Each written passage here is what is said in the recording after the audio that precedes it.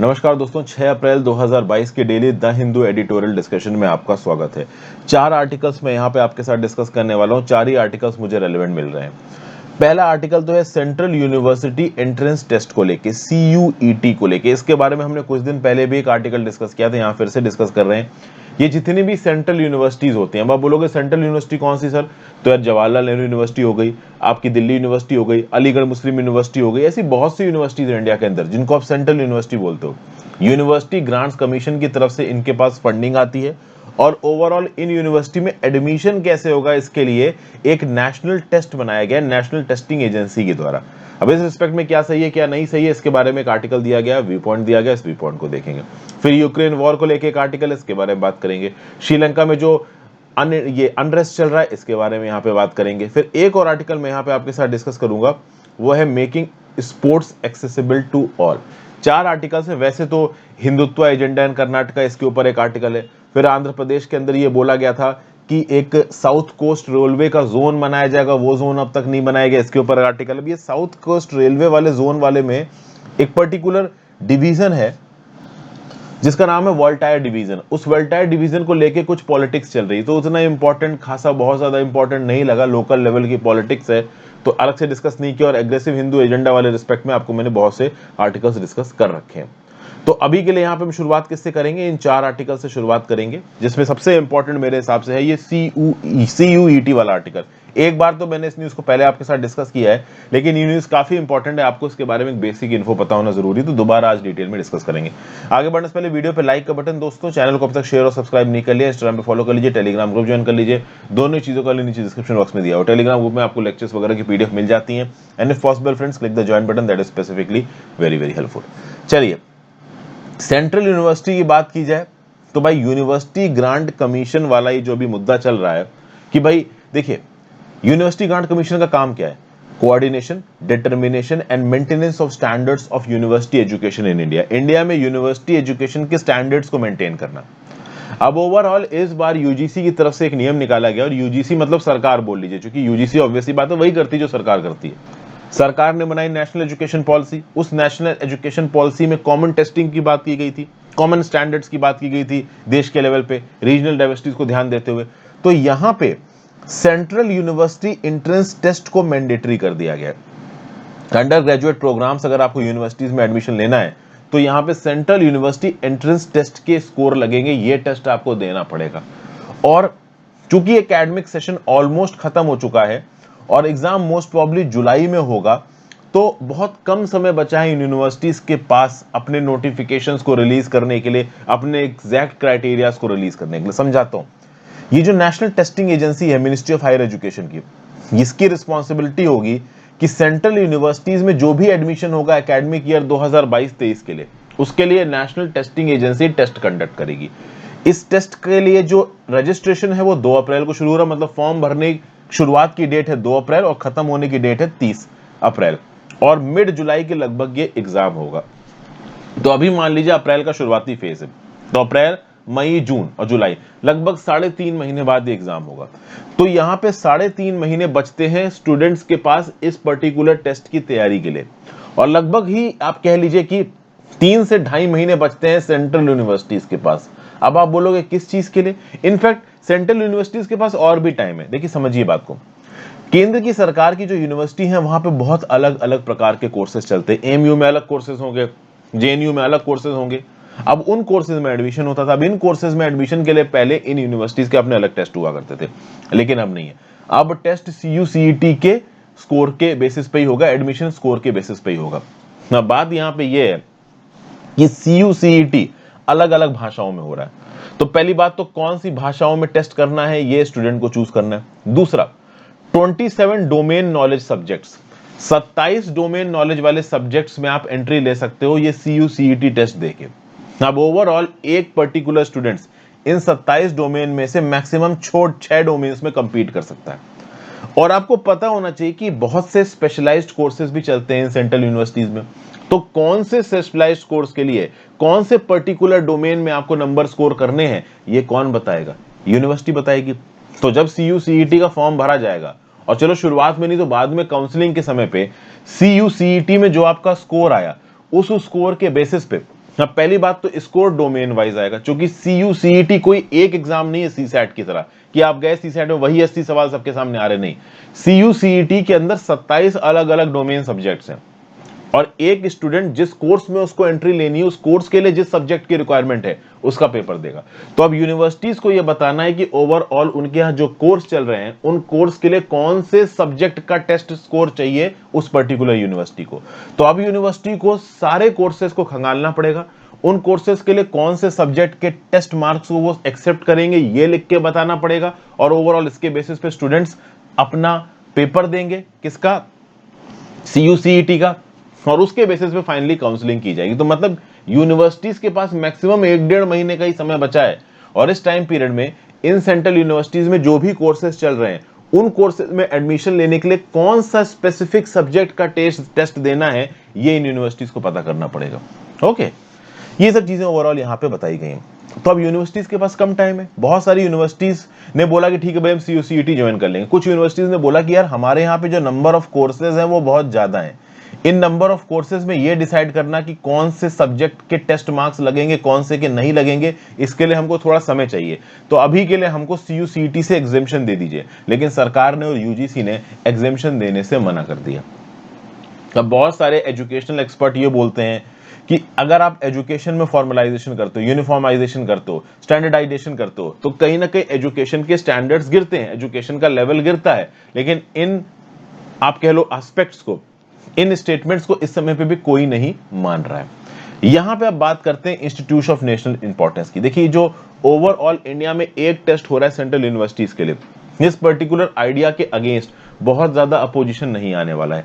क्यों नहीं आने वाला है? क्योंकि अगर आप देश के प्रीमियर कॉलेजेस की बात करो जिनको आप इंस्टीट्यूट ऑफ नेशनल इंपॉर्टेंस बोलते हो, जिसमें इंडियन इंस्टीट्यूट ऑफ टेक्नोलॉजी आती है, Indian institute of information technology आती है, नेशनल इंस्टीट्यूट ऑफ टेक्नोलॉजी आती है, इंडियन इंस्टीट्यूट ऑफ मैनेजमेंट आता है, इन सब के लिए ऑलरेडी एक एग्जाम है। जैसे कि फॉर एग्जांपल IIT में जाने के लिए IIT JEE है, मेडिकल कोर्सेज में जाने के लिए NEET है, आपका IIM में जाने के लिए CAT है। तो already in institute of national importance के लिए कॉमन एंट्रेंस एग्जाम चालू है। और अगर आप ओवरऑल इंटरनेशनल रैंकिंग्स की बात करो तो हमारी central universities in institute of national importance से बहुत नीचे हैं। तो सेंट्रल यूनिवर्सिटीज कौन से मुंह से ये लॉजिक देंगी कि भैया एक कॉमन एग्जाम रहने से हमारी एफिशिएंसी कम हो जाएगी? जिन कोर्सेज के कॉमन एग्जाम है जैसे कि MBA में IIM हो गया, IIT हो गया, तो इनमें एफिशिएंसी बहुत ज्यादा और दुनिया भर की यूनिवर्सिटीज में टॉप में। हमारी सेंट्रल यूनिवर्सिटीज दुनिया भर की यूनिवर्सिटी में कहीं टॉप में नहीं है। तो हमारी सेंट्रल यूनिवर्सिटीज तो किसी मुंह से बोल ही नहीं सकती कि एक कॉमन एग्जाम रखने से हमारा लेवल नीचे गिर जाएगा। उनका लेवल ऑलरेडी नीचे गिरा हुआ है।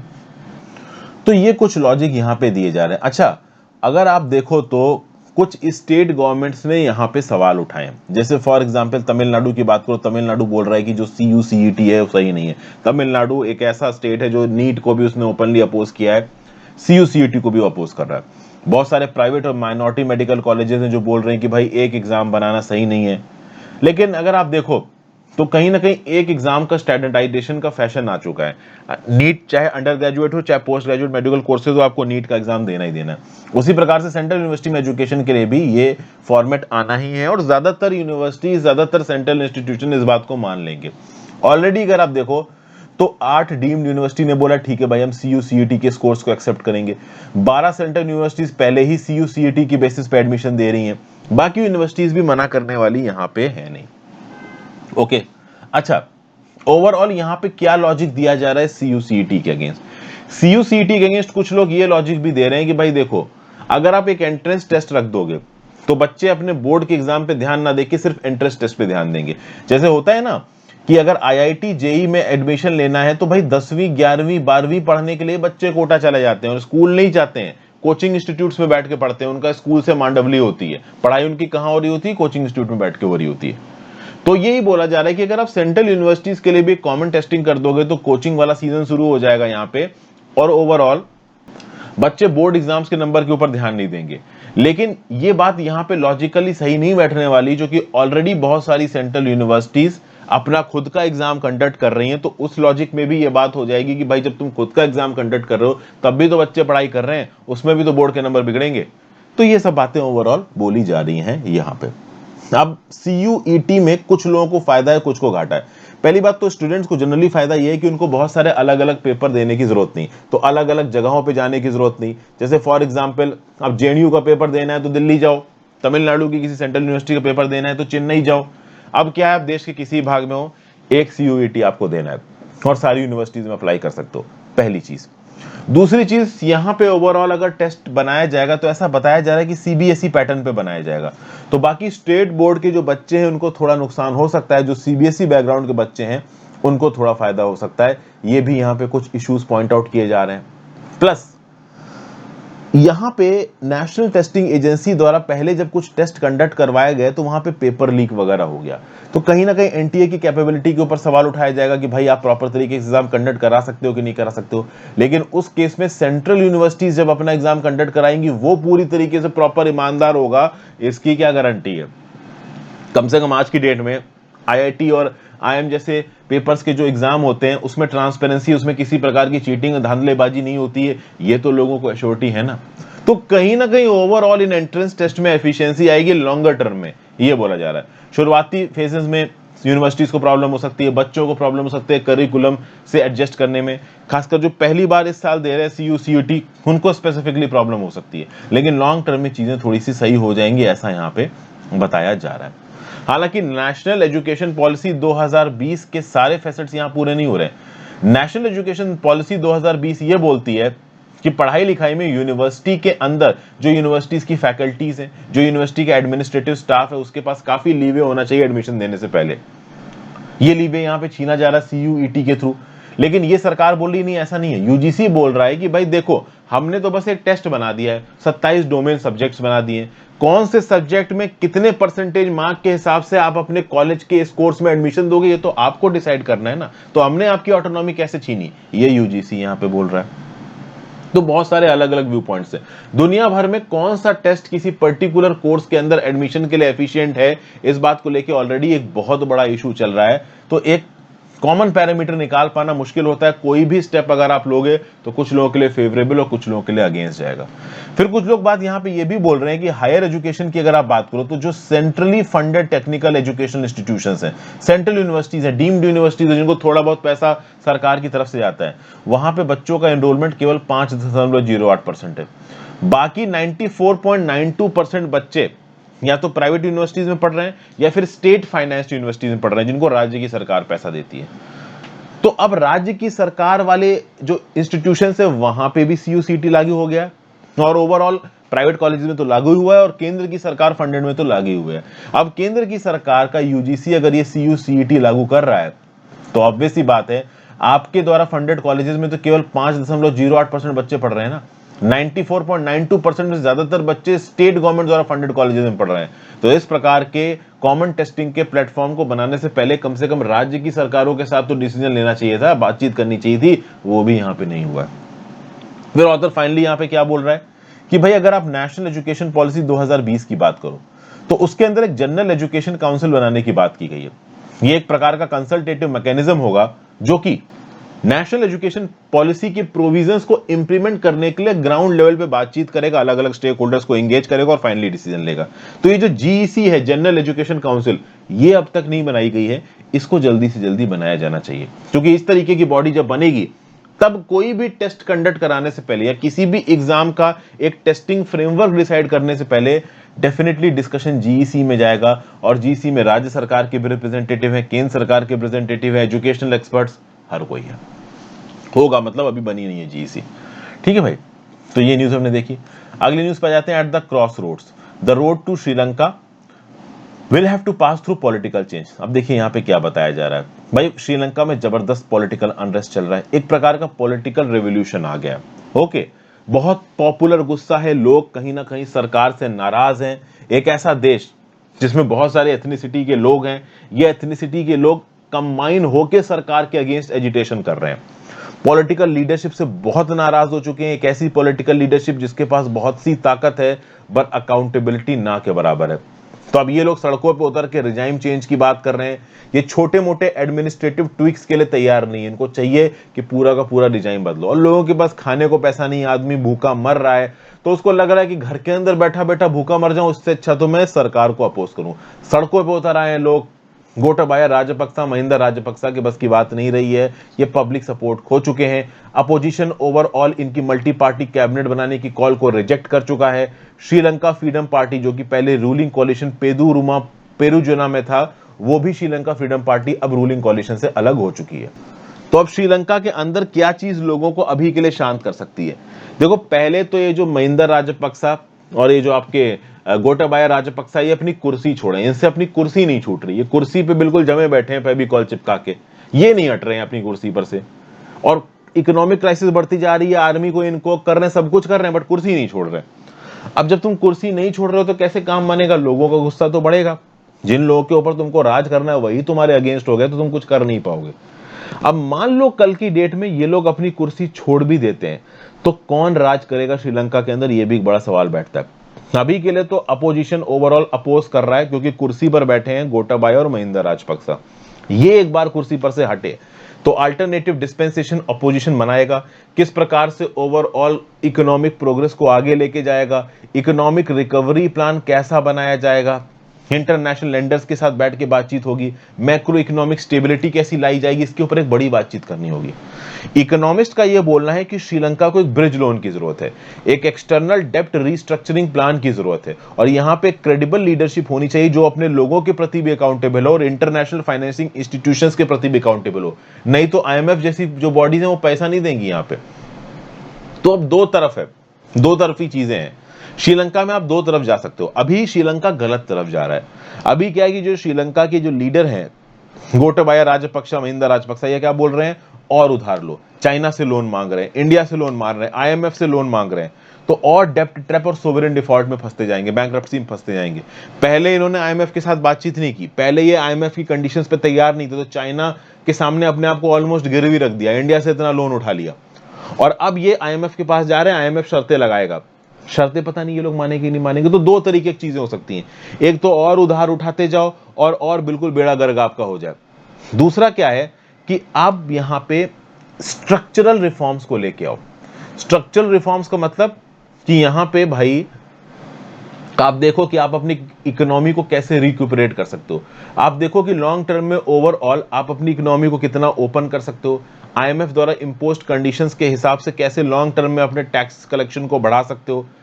ओवरऑल यहां पे श्रीलंका की जनता को भी समझना पड़ेगा कि ये जो तुम धर्म और रेस के आधार पर वोट डाल रहे हो, जो सिनेला मेजॉरिटी वाली जो लोग, ये कंट्री है श्रीलंका, इसने ओवरऑल सिनेला मेजॉरिटी की सरकार तो चुन दी, लेकिन क्या वो सरकार तुम्हें सही तरीके से एक एडमिनिस्ट्रेशन दे पा रही है? तो यहाँ पर रेस और रिलीजन के आधार पर वोट करने की बजाय आप इस आधार पर वोट करो कि कौन सा लीडर तुम्हारी तरफ पॉलिटिकली अकाउंटेबल है, कौन सा लीडर तुम्हारे लिए अच्छा एडमिनिस्ट्रेशन कर सकता है। तभी आप श्रीलंका की इकोनॉमिक इमेंसिपेशन को दूर कर पाओगे।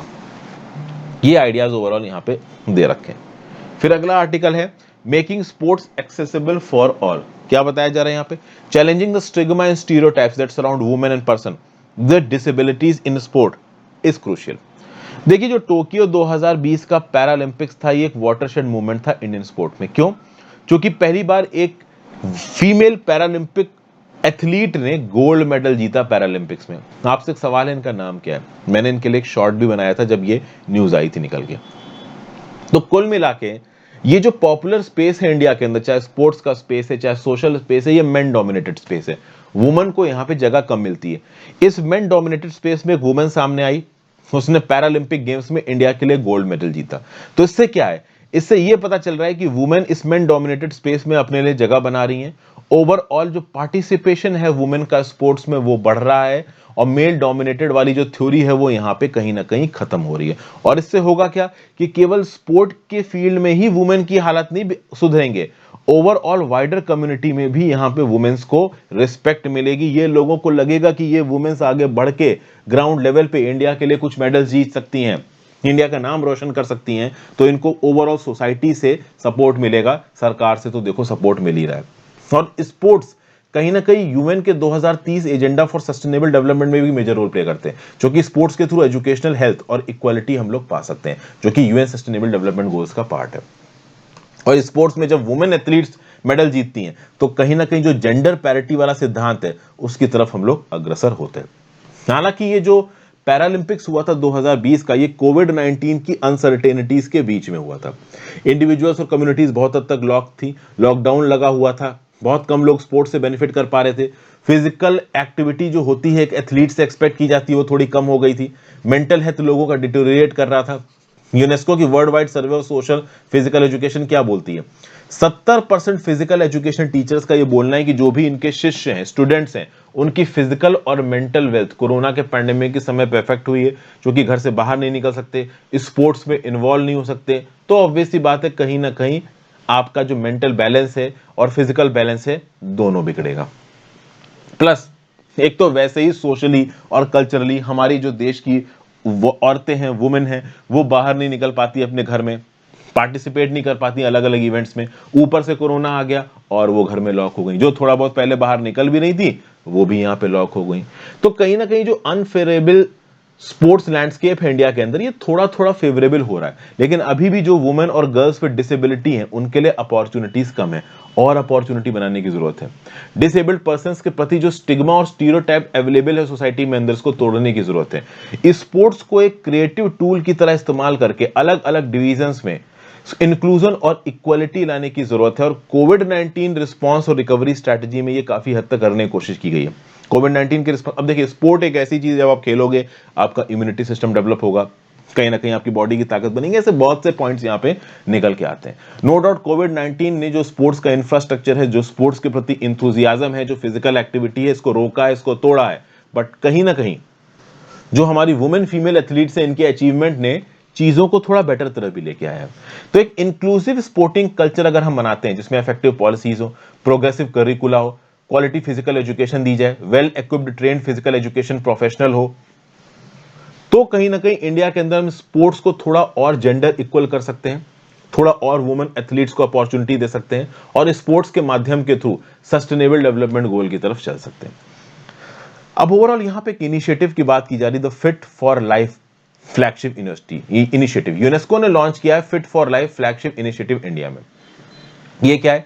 It is design to activate smart investment in impactful sport policies, school curricular and grassroot participation to scale up effective solutions tackling rising physical inactivity, mental health issues, social inequalities and social exclusion. तो जो भी हमारी society में inequality है, social exclusion है, mental health की related problem है, physical inactivity है लोगों की, इसको हटाने के लिए ओवरऑल स्मार्ट इन्वेस्टमेंट किए जाएंगे स्पोर्ट पॉलिसीज में, ताकि लोग स्पोर्ट्स के प्रति थोड़े से आप कह लो खींचें। स्कूल करिकुलम में स्पोर्ट्स को इंक्लूड करने की कोशिश की जाएगी। ग्राउंड लेवल पे जो लोग हैं वो स्पोर्टिंग इवेंट से अपने आप को कनेक्ट कर सकें, इस चीज को करने की कोशिश की जाएगी। इसलिए फिट इंडिया कैंपेन चलाया गया है, खेलो इंडिया कैंपेन चलाया गया है, ताकि लोग जब स्पोर्ट्स में इन्वॉल्व होंगे ऑटोमेटिकली उनकी हेल्थ सुधरेगी। तो इंक्लूसिव इक्विटेबिलिटी के साथ ये हेल्थ वाला कंपोनेंट भी यहां पे आ जाएगा। फिर भाई आज है UN international day of sport for development and piece.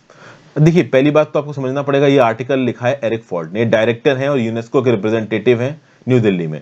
Bangladesh, Bhutan, India, Maldives, Nepal, Sri Lanka, यहाँ पे जो यूनेस्को का काम है इसको ये कवर करते हैं। तो डेफिनेटली यूनेस्को क्या कर रहा है उस रिस्पेक्ट में ये ज्यादा बोल रहे हैं। तो यूनेस्को का जो प्रोग्राम है fit for life flagship initiative, इसको अपने नोट्स में इनकॉर्पोरेट कर लो, ठीक है ना। सस्टेनेबल डेवलपमेंट थ्रू स्पोर्ट्स, ठीक है ना। इसके रिस्पेक्ट में अगर आपसे कोई भी क्वेश्चन या कोई इंफॉर्मेशन कोट करनी है, fit for life flagship initiative of UNESCO उठा के आंसर में चेप देना। ओके, तो यही सब बातें ओवरऑल यहां पे बता रखी है।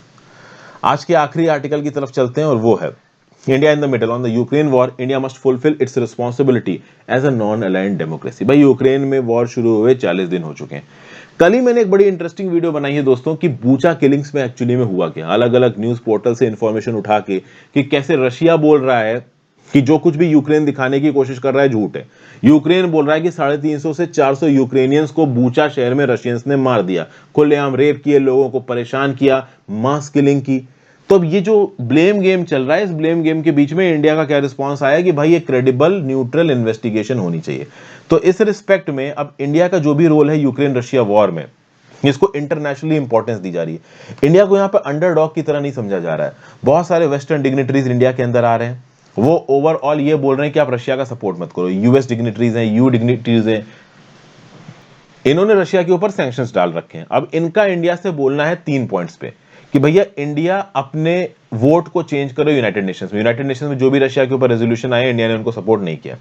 दूसरा, इंडिया रशियन ऑयल को ना परचेज करे। तीसरा, इंडिया रूपी rouble national currency based system को ना अपनाए, जिससे सैंक्शंस स्किप हो जाएंगे। इन 3 चीजों के ऊपर कहीं ना कहीं इंडिया के ऊपर प्रेशर आ रहा है। पहले प्रेशर आया, समझाने के स्टेटमेंट्स बोले गए, फिर यूएस के दलीप सिंह आके इंडिया को धमकी देगा, लेकिन इंडिया पे कोई फर्क नहीं पड़ा। जब फॉरेन मिनिस्टर रशिया के सर्जेई लेवरोव इंडिया पहुंचे, उनको प्रॉपर तरीके से रेड कार्पेट वेलकम दिया गया, प्रधानमंत्री मोदी जी ने उनके साथ बैठ के बात की। तो इससे क्या पता चलता है? इससे ये पता चलता है कि इंडिया अब धमकियों में आने वाला नहीं है। वेस्टर्न कंट्रीज जो आंख बंद करके बोल देंगी, इंडिया वो आंख बंद करके मानने वाला नहीं है। इंडिया अपने इंटरेस्ट के हिसाब से यहां पे काम करेगा। हालांकि वेस्टर्न कंट्रीज अभी भी इंडिया के ऊपर प्रेशर आएंगी। अभी हमारे एक्सटर्नल अफेयर्स मिनिस्टर जयशंकर साहब और डिफेंस मिनिस्टर राजनाथ सिंह जी ये वॉशिंगटन जाएंगे 2+2 मीटिंग के लिए। वहां पे काटसा वेवर्स के ऊपर बात होगी, रशियन S-400 सिस्टम्स के ऊपर बात होगी। तो वहां पे डेफिनेटली यूएसए फिर से इंडिया को प्रेशराइज करेगा रशिया के रिस्पेक्ट में अपना स्टांस चेंज करने को। यूएस कोशिश करेगा कि रशिया को G20 से निकाल दिया जाए, ह्यूमन राइट्स काउंसिल से निकाल दिया जाए। तो ओवरऑल इन सब चीजों के ऊपर किस हद तक इंडिया अपना स्टांस न्यूट्रल रख पाता है, ये देखने वाली बात है। यूक्रेन के बूचा शहर से जो मास किलिंग्स की न्यूज निकल के आ रही है, अगर वो न्यूज सच है तो कहीं ना कहीं रशिया के स्टैंड को फिर जस्टिफाई करना लॉन्ग टर्म में इंडिया के लिए मुश्किल हो जाएगा। इंडिया थोड़ा बहुत क्रिटिसाइज करेगा रशिया को, बट कभी भी इतना क्रिटिसाइज नहीं करेगा कि इंडिया रशिया के साथ जो अपना ट्रेड है, जो अपने वेपन्स एक्सपोर्ट इंपोर्ट है, इनको बंद कर दे। बहरहाल ओवरऑल इस वॉर के थिएटर में हो सकता है आगे आने वाले समय में, चूंकि इंडिया एक डेमोक्रेसी है, तो अपना स्टैंस इंडिया को हल्का फुल्का बदलना पड़े। क्योंकि अगर ये प्रूव हो जाता है कि रशिया वॉर किलिंग्स कर रहा है, जेनोसाइड कर रहा है, तब रशिया का स्टैंड ले पाना, उसको सपोर्ट कर पाना काफी मुश्किल होगा। तो अगर इतने ह्यूमंस को मार रहा है रशिया और उसके बाद ह्यूमन राइट्स काउंसिल में रशिया को निकालने की बात आए और इंडिया रशिया को सपोर्ट कर दे, एब्सटेन कर ले रेजोल्यूशन से, तो फिर इंडिया की इंटरनेशनल इमेज को धक्का लग सकता है। Over the course of time India किस प्रकार से रिएक्ट करेगा वो तो हमारी सरकार डिसाइड करेगी और उसको हम लोग उसी समय डिस्कस करेंगे। Thank you for watching friends. अपने व्यू पॉइंट नीचे कमेंट बॉक्स में दीजिएगा और कुछ एक्स्ट्रा हो आपके पास लाइक और शेयर करके जाइएगा and please click the join button if you can. Good bye.